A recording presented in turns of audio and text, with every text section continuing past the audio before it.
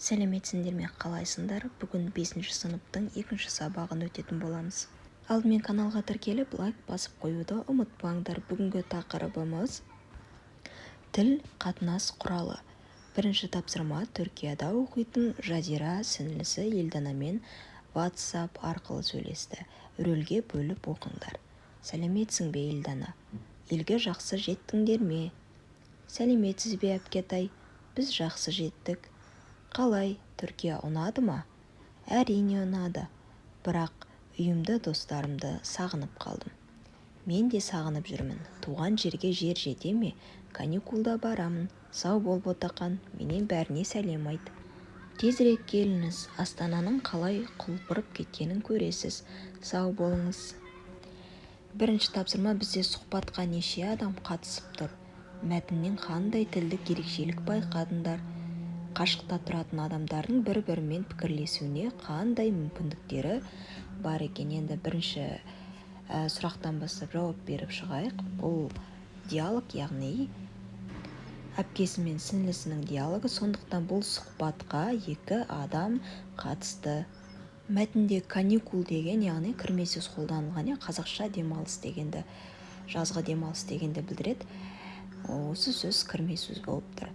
Үшінші, қашықтықта тұратын адамдар, яғни телефон желісі арқылы, интернет желісі арқылы, болмаса хат алмасу арқылы бір-бірлерімен пікірлесе алады екен. Келесі екінші жаттығуымызға көшеміз. Бізде диалогты өздерің аяқтап қорытынды жазыңдар дейді.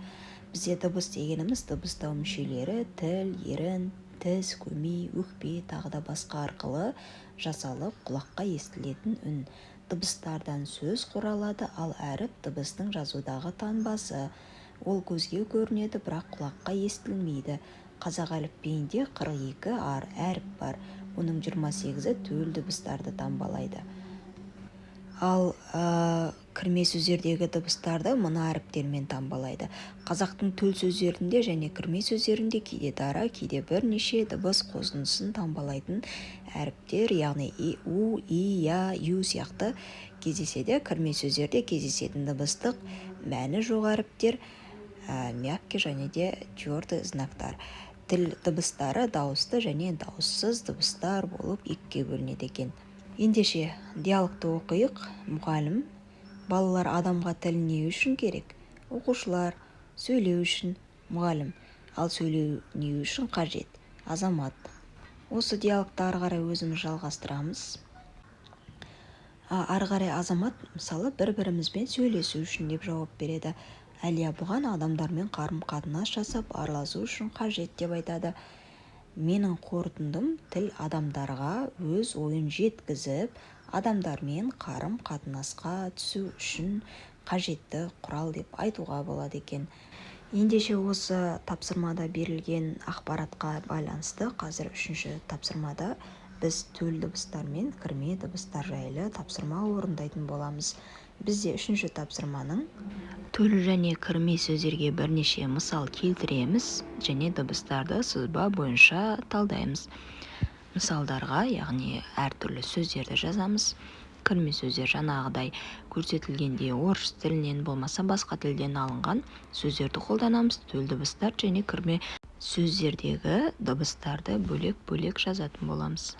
Мысалы, мысалдарға вагон, әке, мұғалім, велосипед, шахтер сөздерін жазатын боламыз. Бұл жердегі әке, мұғалім сөздері өзіміздің төл сөздеріміз болады, ал вагон, велосипед, шахтер сөздері бұлар кірме сөздер. Енді осы сөздерді пайдалана отырып, біздің төл дыбыстарымыз әрине осы жаңағы көрсетіліп кеткен ақпаратпен көрсетілгендей а, ә, б, ө деген сияқты әріптер.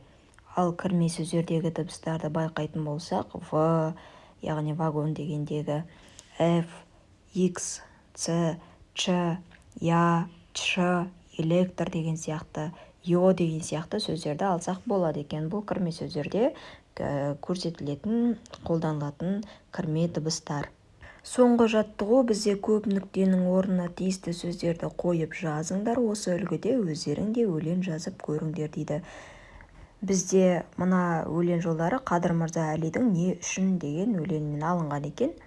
Екі көзің не үшін керек? Жақсыларды көру үшін. Екі қолың не үшін керек? Елге көмек беру үшін. Құлақ деген не үшін керек? Ақыл кеңес тыңдау үшін. Жүрек деген не үшін керек? Жауларымнан қынбау үшін. Тіл мен жағың не үшін керек? Ақиқатты айту үшін.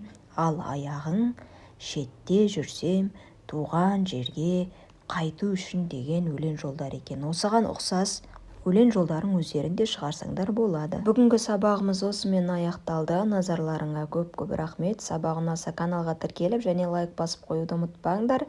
Сау болыңдар. Сабақта бестік алуларыңа тілектеспін.